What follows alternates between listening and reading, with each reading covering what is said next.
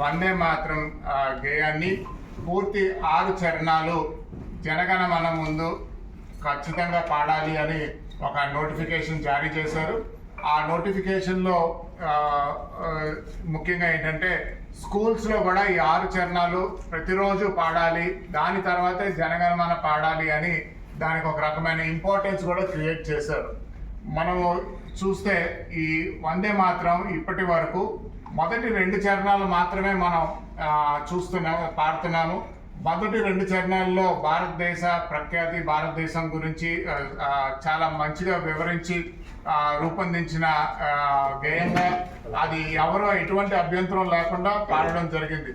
కాకపోతే ఇంతకు ముందు కూడా 6 చరణాలు పాడించాలి అనే ఒక ఆలోచన కలిగి ఒక నోటిఫికేషన్ తెచ్చినప్పుడు అప్పుడు జవహర్లాల్ నెహ్రూ గారు ప్రభుత్వం ఉన్నప్పుడు అది కరెక్ట్ కాదని చెప్పి 2 చరణాలకి కుదించడం.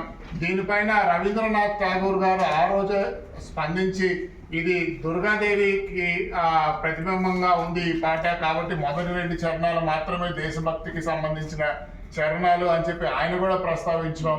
తదుపరి సుప్రీంకోర్టులో అనేక మరి వాగ్విదాలు అయిన తర్వాత సుప్రీంకోర్టు జడ్జిమెంట్స్ కూడా ఇది ఎవరిని కూడా ఈ వందే మాత్రం గేయాన్ని పూర్తి 6 చరణాలు పాడడానికి ఒత్తిడి చేయకూడదు అని సుప్రీంకోర్టు కూడా మరి ఇచ్చిన జడ్జిమెంట్స్ ఉంటుండగా మరి ఈ ప్రభుత్వం మళ్ళీ ఈ 6 చరణాలు పాడాలి అని చెప్పి సుప్రీంకోర్టు జడ్జిమెంట్ని కూడా తిరస్కరిస్తూ ఇచ్చిన ఈ ఆదేశాన్ని క్రైస్తవ సమాజం మరి ఆంధ్ర రాష్ట్రం నుంచి అలాగే దేశవ్యాప్తంగా ఉన్న క్రైస్తవ సమాజం దీన్ని ఖండిస్తుంది.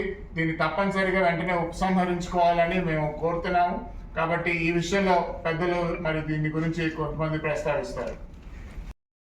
తిరుపతి నుండి భారతదేశము మరి ఇప్పటి వరకు మైనారిటీలు అయినటువంటి క్రైస్తవులు కావచ్చు, ముస్లింలు కావచ్చు, ఎంతో మరి చక్కగా వారి యొక్క విశ్వాసాలని పాటించుకుంటూ మంచిగా వారు జీవించుకుంటూ సాగుతున్నటువంటి తరుణంలో క్రమక్రమంగా ఆ మైనారిటీల యొక్క హక్కులు, రాజ్యాంగం కల్పించినటువంటి స్వేచ్ఛ, మత స్వేచ్ఛ, వాటన్నింటినీ కూడా అణిచివేసేటువంటి ధోరణిలో ప్రస్తుతము మనం చూస్తూ ఉంటున్నాం. ఇందులో రకరకాలుగా మరి మొదలుపెట్టినటువంటి కార్యాలు మైనారిటీలను అణగదొక్కేటువంటి విషయాల్లో వారిని పూర్తిగా నలగొట్టేటువంటి విషయంలో తీసుకొచ్చినటువంటి చర్యలన్నీ కూడా చాలా బాధాకరమైనటువంటి కార్యము. మొదట FCR అని చాలా ఎన్జిఓస్లు, క్రైస్తవ ఎన్జిఓస్లు అన్నీ కూడా మూసివేశారు. తర్వాత చర్చిలన్నీ కూడా మరి పర్మిషన్లు ఏమైనా అవి చెప్పి మూసివేశారు, దాడులు చేశారు. మరి స్కూల్స్లో కూడా రకరకాలైనటువంటి ఇబ్బందులు తీసుకొచ్చి పెడుతుంటున్నారు.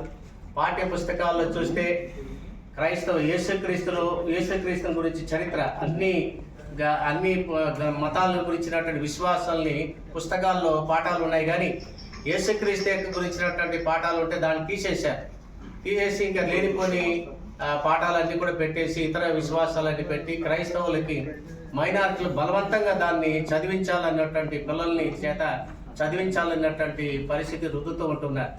ఆ కోవలోనే ఇప్పుడు ప్రతి ఆఫీస్లోనూ, ప్రతి స్కూల్స్లోనూ, ప్రతి స్థలంలో కూడా వందే మాత్రాన్ని వారు తీసుకొని వచ్చారు. అందులో 2 చరణాలు చాలా చక్కగా అద్భుతంగా అందరికీ మరి పాడుకుంటూ ఉపయోగించుకునేటువంటి ఈ తరుణంలో మరి ప్రభుత్వము మరలా ఇప్పుడు 6 చరణాలు ఎప్పుడో నిలిపివేసి, తీసివేసి, తొలగించినటువంటి వాటిని నెహ్రూ కాలంలో తీసివేసినటువంటి వాటిని ఇప్పుడు దాన్ని తిరిగి మరి చేర్చి మరి పాడాలని చెప్పి బలవంతం చేయడము, ఇది నిజంగా చెప్పాలంటే మైనారిటీలని, క్రైస్తవుల్ని అణగదొక్కేటువంటి ఒక చర్యగానే మేము భావిస్తూ ఉంటున్నాం. కాబట్టి దీని గురించినటువంటి ప్రభుత్వం పునఃపరిశీలించి దీన్ని పూర్తిగా తొలగించాలని, ఆ 2 చరణాలకే పరిమితం కావాలని మేము కోరుకుంటున్నాం.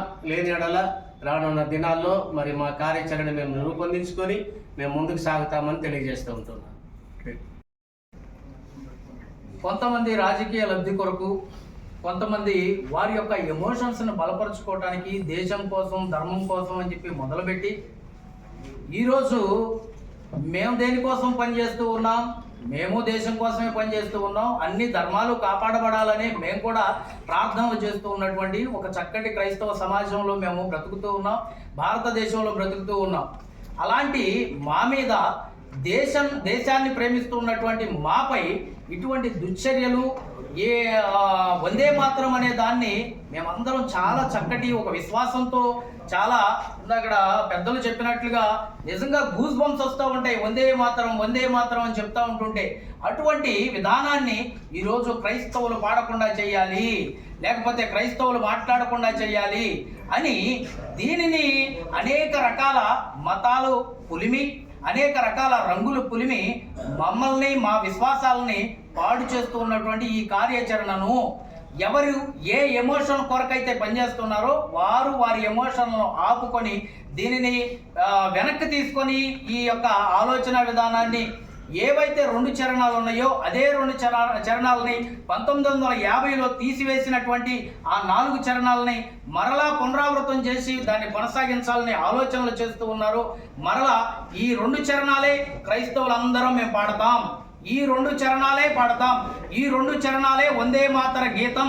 ఈ 2 చరణాలు మినహాయించి మిగిలిన 4 చరణాలు ప్రభుత్వాలు ఏ ఆదేశాలు తెలియచేసినా సరే క్రైస్తవులుగా మేము పాడటానికి మేము సిద్ధంగా లేము. కాబట్టి ఖచ్చితంగా ఈ కార్యాచరణ ఏదైతే గవర్నమెంట్ ఆదేశాలు జారీ చేస్తూ ఉన్నారో ఈ విషయాలన్నింటి మీద కూడా క్రైస్తవ సమాజం ఖచ్చితంగా మేము ఒక న్యాయ పోరాటం చేస్తూ సుప్రీంకోర్టులో పిటిషన్స్ ఫైల్ చేసి దీని మీద ఖచ్చితంగా మేము ఆ 2 చరణాల మీదే పోరాటం చేయడానికి సిద్ధంగా ఉన్నాం. ఈ కార్యాచరణను ప్రారంభించినటువంటి ఏపీసీఎల్ఎఫ్ నాయకులు ఆలివర్ రాయ్ గారికి ధన్యవాదాలు తెలియజేస్తున్నాం. పాత్రికేయ మిత్రులందరికీ కూడా ధన్యవాదాలు తెలియజేస్తూ ఉన్నాం.